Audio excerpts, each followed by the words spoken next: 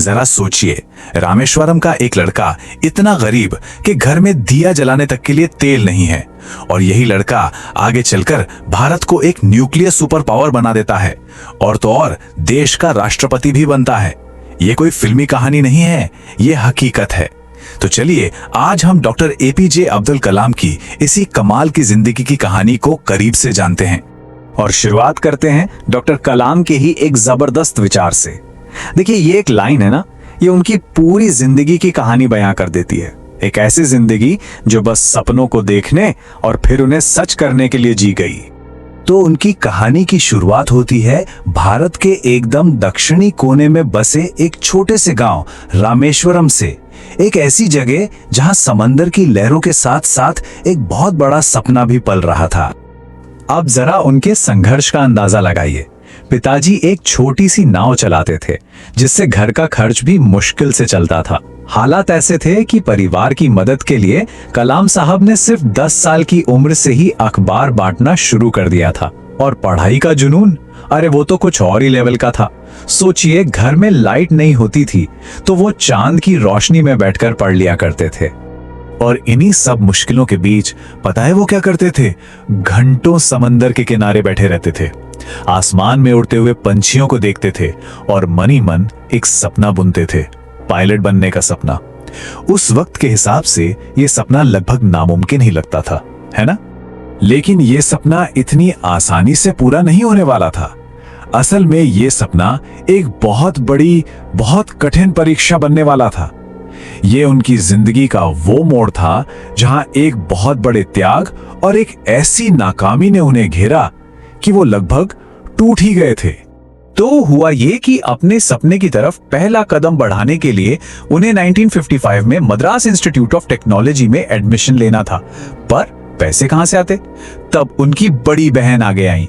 उन्होंने अपने सोने की चूड़ियां गिरवी रख दी। सोचिए, वो सिर्फ चूड़ियां नहीं थी, वो एक बहन का अपने भाई के सपनों पर अटूट विश्वास था। चलो, पढ़ाई तो जैसे तैसे पूरी हो गई। अब बारी थी असली सपने को सच करने की।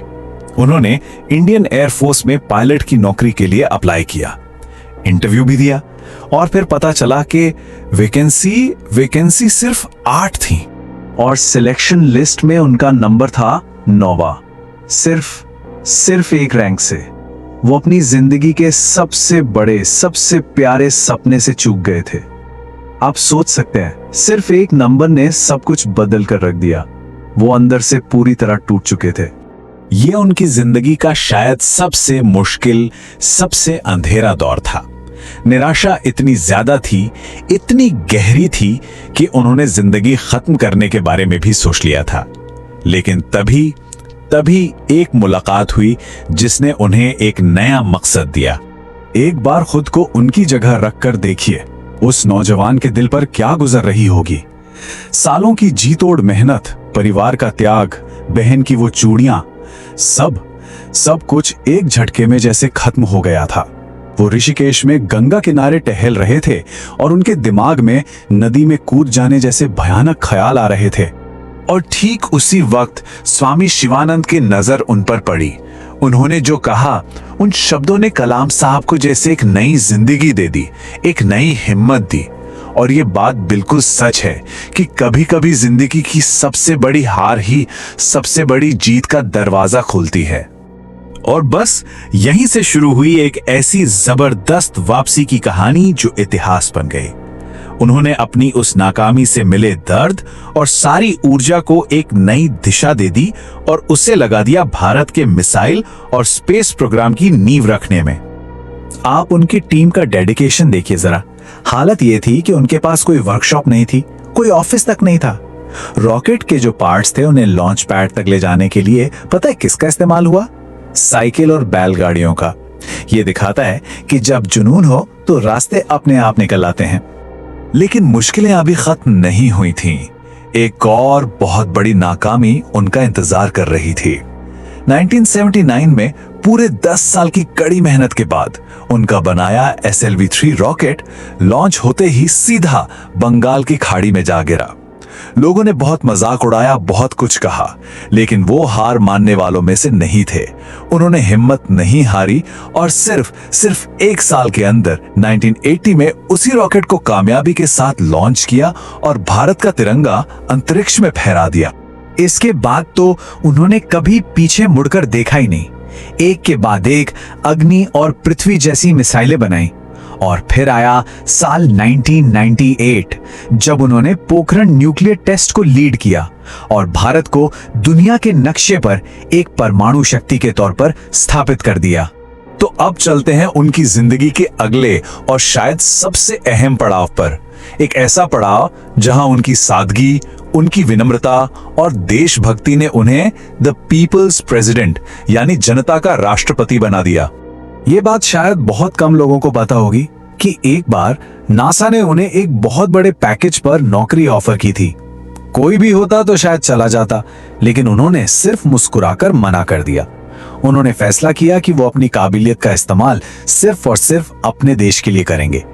और उनकी निस्वार्थ सेवा का इससे बड़ा सबूत और क्या हो सकता है।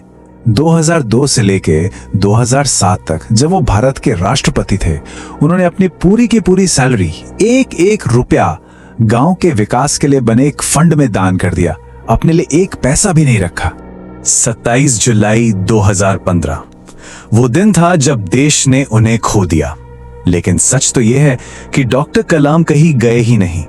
वो अपने काम के जरिए, अपनी सोच के जरिए आज भी हम सब के बीच जिंदा हैं। उनकी असली विरासत उनके वो विचार हैं जो आज भी और हमेशा हमें प्रेरणा देते रहेंगे। उनकी ये बात कितनी गहरी है ना, ये बस कुछ शब्द नहीं है, ये मेहनत और कभी हार ना मानने वाले जज्बे की कहानी कहते हैं। ये कामयाबी की एक ऐसी डेफिनेशन है जो हर किसी को मोटिवेट करती है। तो आखिर में ये सवाल मन में आता है कि इस पूरी कहानी से सबसे बड़ी सीख क्या मिलती है? क्या ये कि हमें नाकामी से डरना नहीं चाहिए, या ये कि हमें हमेशा बड़े सपने देखने की हिम्मत रखनी चाहिए, या फिर अपने देश के लिए बिना किसी स्वार्थ की सेवा करना? सच तो ये है कि उनकी जिंदगी का हर एक पन्ना एक सबक है, एक ऐसी प्रेरणा जो हमें हमेशा हमेशा सही रास्ता दिखाती रहेगी।